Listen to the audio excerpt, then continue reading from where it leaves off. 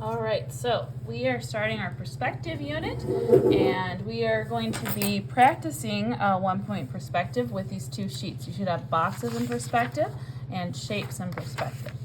Whenever we're using the 1-point perspective technique, we call it 1 point because there's always 1 point that we line all of our diagonal or orthogonal lines to, okay? So the goal here is to create what we see as squares and turn them three-dimensional into a cube by following our vanishing point. You can see on the worksheet they've given you some examples. For example, we are going to line up our corners with the vanishing point. Okay, and then we are also going to create a parallel line that connects those two diagonal lines. So if the line on the box is vertical, the parallel line that makes our cube is vertical. If the line is horizontal, the parallel line is going to be horizontal as well. That makes the bottom of our box. Okay? The way I like to explain this that helps us to kind of visualize is a vanishing point is always on a horizon. So we're going to pretend this line here is like a table. All right, this is the edge of our table. These boxes on the top row are floating above our heads. These boxes are sitting on the table at our eye level. These boxes are at our feet. That helps us to understand what parts of the boxes we need to draw that we would see.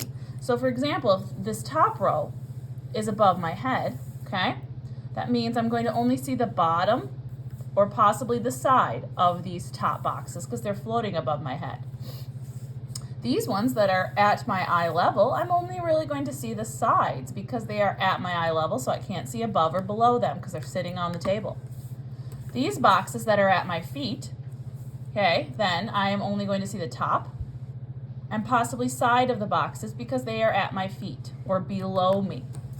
Okay, so if you kind of keep that visualization like in your mind, it helps it to make sense. So therefore, this first one, I'm going to go ahead and give you an example, is above my head. I'm going to line up the corner to my vanishing point, making sure my ruler is on the vanishing point to the corner.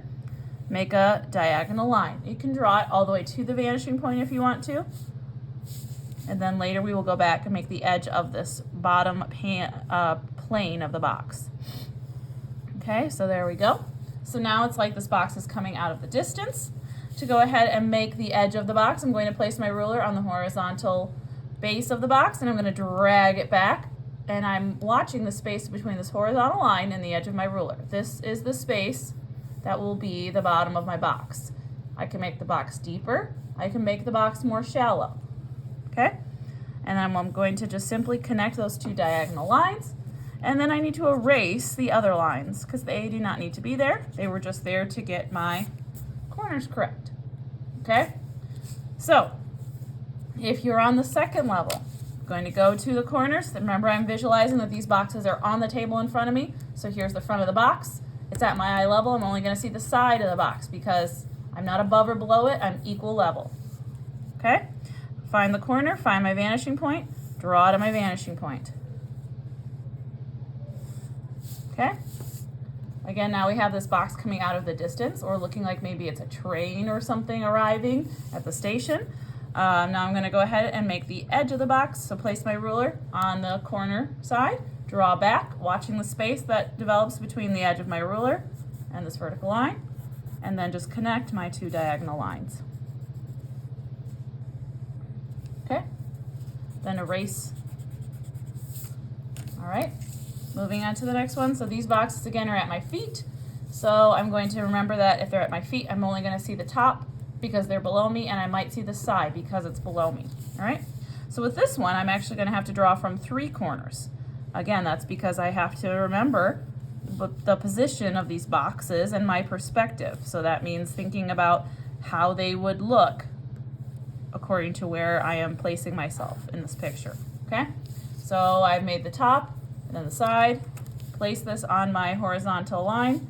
I remember I'm going to drag it back and pay attention to the space that develops between the edge of the ruler and the edge of the box. Make sure my line is horizontal and draw across. Okay? Same thing here. Place it on the vertical line.